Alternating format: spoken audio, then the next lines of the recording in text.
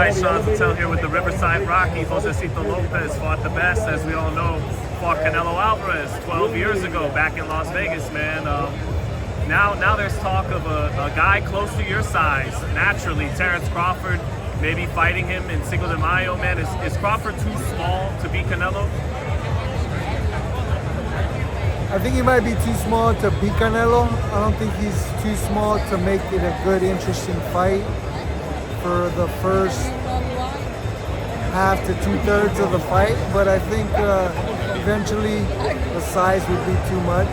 And I think Canelo has more than enough still in the tank to beat a great skilled fighter like Crawford. You know, they were both #1 pound for pound. They're both still in the top 5, like 3 or 5. But who do you think is more in their peak, in their absolute best still? They're right there. They're both right there. But I feel like Not this for like an hour. I think they're both pretty even as far as their peak of their career. It's hard to say, but I still like Canelo, especially in that fight. More the size, skills. Crawford is really skilled. Would give him trouble. Would make an interesting fight, but I think at the end he wouldn't be able to pull off the win against that big a size advantage. Is there anything from being in there with Canelo that fans, there's no way they could quite grasp or see from watching him fight? Is he harder to hit than even though people know he has a good defense, is he harder to hit than even we think, or anything you could share? Yeah, he's hard to hit. His reflexes are fast still. Accurate punches, and obviously solid, strong punches.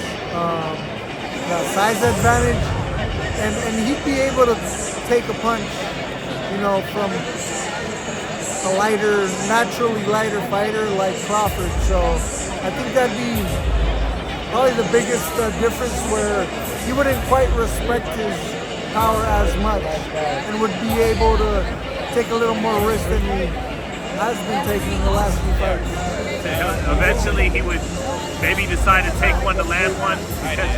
Yeah, I think in that fight, I think he would take a little more risk than he has been taking the last, 3 fights or so. What's the best advice you could give to Crawford, being that you fought Canelo? Well, for Crawford, I really hope he gets that fight, man. That would be a good, interesting fight, and I think he can give him a big test. I think he could look quite good. I think he could stay away from the power for a good amount of time.